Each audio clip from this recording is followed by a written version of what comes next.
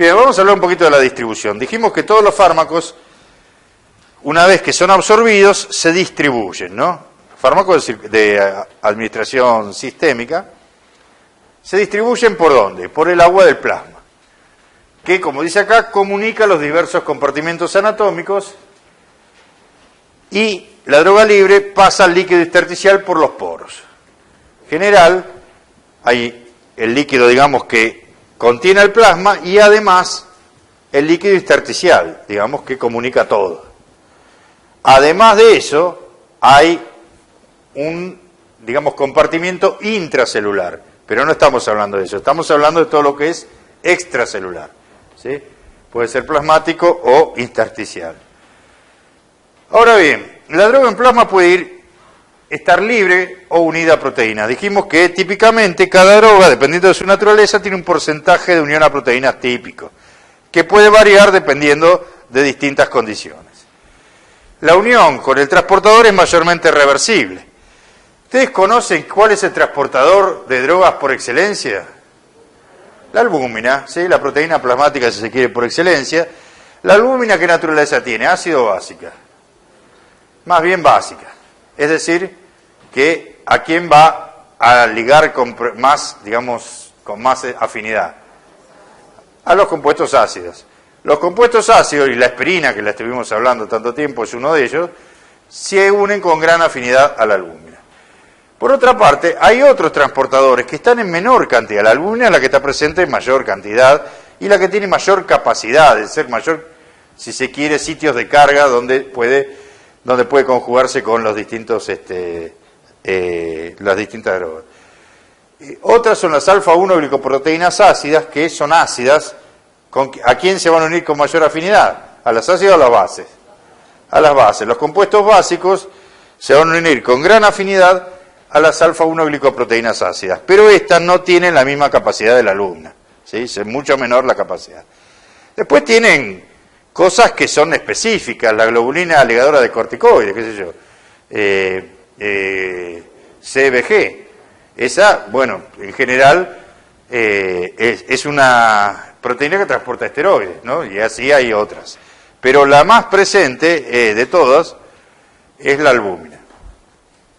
¿Qué ocurre?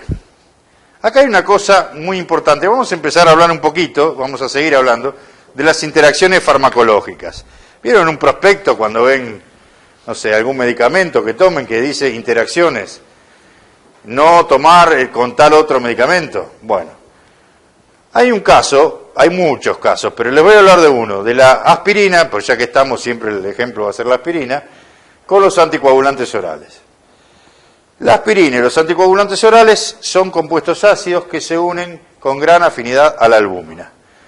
¿Qué ocurre cuando yo estoy tomando anticoagulantes orales regularmente? Un día me duele muchísimo la cabeza y me tomo 2 aspirinas.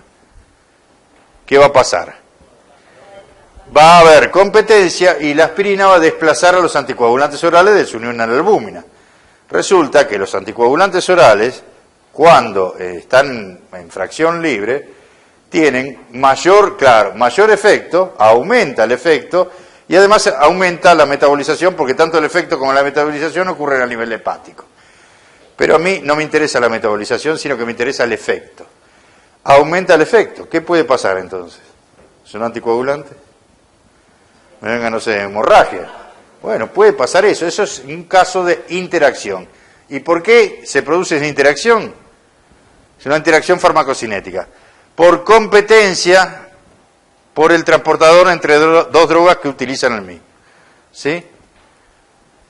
¿Se entiende? Hay muchos ejemplos. En general, los ácidos con los ácidos compiten, las bases con las bases.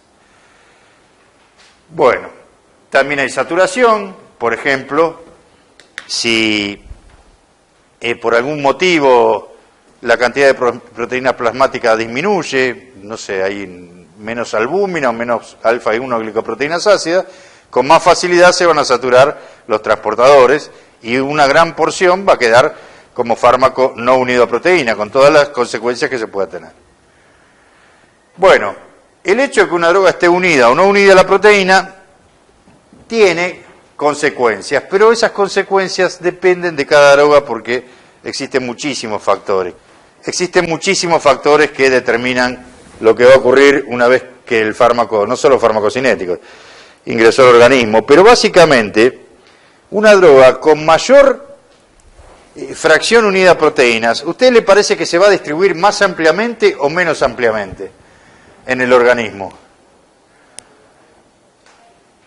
De la vida media vamos a hablar después, pero con la distribución. Si está pegada a la proteína, ¿va a ser más grande el tamaño o más chico?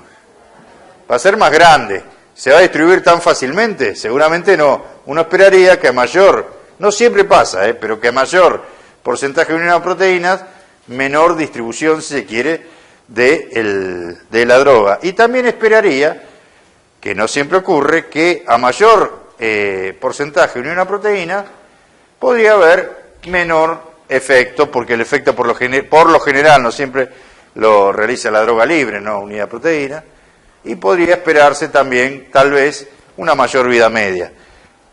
Pero eso no siempre es así, ¿sí? Y por último vamos a hablar de la redistribución.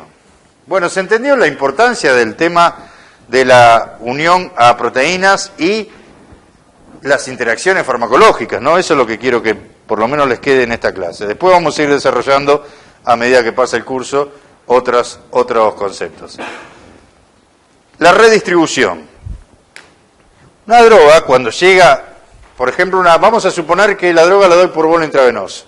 Alcanza el pico en el plasma y de a poco se va distribuyendo hacia todos lados. ¿A dónde va a ir primero y a qué lugares va a saturar primero? ¿Al cerebro o al tejido adiposo? ¿Cuál está más irrigado de los dos? El cerebro, ¿sí? Entonces va a ir y se va a acumular en el cerebro en los tejidos más irrigados. El corazón, ¿sí? Va a ir y se va a concentrar ahí, va a bajar en plasma porque va a pasar al cerebro, ¿sí? Y a los demás tejidos más irrigados. Ahora bien, tarde o temprano va a empezar a ingresar en los tejidos menos irrigados, como será el tejido adiposo. ¿Qué va a pasar? ¿De dónde va a salir la droga que empieza a irse al tejido adiposo? De plasma no puede salir porque prácticamente ya se fue todo al cerebro. ¿De dónde va a salir? Del cerebro. Va a pasar de nuevo al plasma y finalmente se va a ver. Eso es lo que se llama una redistribución.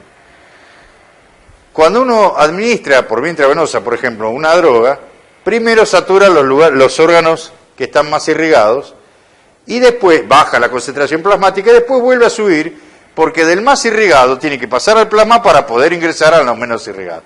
Es decir, hay una variación, hay que esperar que se equilibre, que se llegue al estado estacionario para decir cuál va a ser la concentración final de esa droga.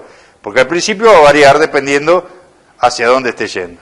Eso es lo que se llama redistribución y siempre ocurre cuando uno administra una droga. En algunos casos es muy importante, por ejemplo, lo van a ver en anestésicos, con los pacientes que son muy obesos, los cuidados que hay que tener. Porque puede ocurrir algo de esto y resulta que el paciente por ahí se despierta porque baja la cantidad de anestésico en el cerebro, por ejemplo, ¿no? Por una redistribución. Bueno, este es un ejemplo de todo lo que dijimos y acá vamos a introducir de la distribución las zonas. Dijimos que el agua intersticial se comunica con todo el organismo, pero hay zonas donde hay barreras al pasaje de ese líquido. Por ejemplo, la barrera hematoencefálica. Por ejemplo, la barrera placentaria, ¿sí? Y otros tejidos que también tienen barreras que, digamos, impiden el paso del agua intersticial hacia esa parte, esa zona. Ustedes ya lo saben de cuando hicieron histología, cómo es más o menos la estructura, ¿no? A nivel de estas barreras. En general, en un tejido común, fíjense que si este es el vaso, este es el endotelio, tenemos como unas fenestraciones, ¿no? Donde hay unos espacios intercelulares donde el agua intersticial comunica, pero en otras zonas donde existen espacios intercelulares muy estrechos, por ejemplo, en la zona de la barrera hematoencefálica, no están estos, o están muy reducidos, estos espacios intercelulares y por lo tanto no se permite el paso del líquido hacia adentro. Eso lo conocen, ¿no? Existen barreras. ¿De qué naturaleza son esas barreras? lipídicas, como siempre, porque están formadas por... que de alguna manera protegen, si se quieren, algunos de los tejidos más nobles. ¿Qué drogas no podrán atravesarlo? Lo atravesarán con mucha dificultad. Las menos liposolubles, las más grandes y las que tengan ¿qué característica? La fracción no ionizada muy chica o la ionizada muy grande, por cuestiones del pH y del pK, ¿está bien? Todas esas las van a atravesar con mucha dificultad. El hecho de que tengamos este tipo de barreras puede ser beneficioso. Por ejemplo, yo puedo dar, esto lo vamos a ver cuando veamos colinérgicos, algunos compuestos, como el bromuro de metilhematropina, que no pueden atravesar barreras, porque a mí no me interesa que atraviesen la barrera. Por ejemplo, eso se utiliza como antiespasmódico, ¿sí?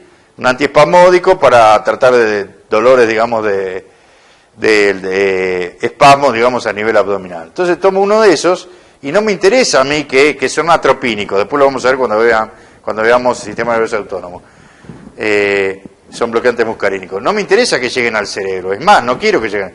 Entonces está bueno que, digamos, ese compuesto no pueda atravesar la barrera hematoencefálica. O en el caso de algunos compuestos que no pueden atravesar la placenta, está bueno, porque yo no quiero que atraviesen la placenta, se entiende, quiero que se queden donde está la madre y no que pasen al feto. Bueno, en esos casos está bueno que el compuesto que yo elija tenga poca liposolubilidad y poco, digamos, capacidad de atravesar barreras. En otros casos yo necesito que sí las atraviesen. Por ejemplo, una intoxicación con órganos fosforados, se utiliza la fisostigmina, que tiene una característica que atraviesa las barreras con mucha facilidad, mientras que la neostigmina, que es similar pero no atraviesa barreras, no me sirve, porque yo necesito que le haga el efecto en todo el organismo, que se distribuya en todo el organismo. Entonces, dependiendo de lo que yo necesite, puede ser útil o no que atraviesen las barreras, ¿sí? En este caso, la barrera hematoencefálica. Hay que tener cuidado, sin embargo, en el caso de las inflamaciones, y acá creo que en la guía tienen un ejemplo de un paciente que tiene una meningitis, donde lógicamente había una inflamación. Si hay una inflamación, ¿cómo va a estar la barrera hematoencefálica? Y en general cualquier barrera. Permeable, claro, sí, va a pasar cualquier cosa ahí. Entonces hay que tener cuidado, porque si yo estoy suponiendo que el medicamento no va a pasar y no va a afectar el sistema nervioso, en un caso así, por ejemplo, podría llegar a pasar, ¿sí? Lo mismo para cualquier otro tipo de barrera. En esos casos hay que tener cuidado.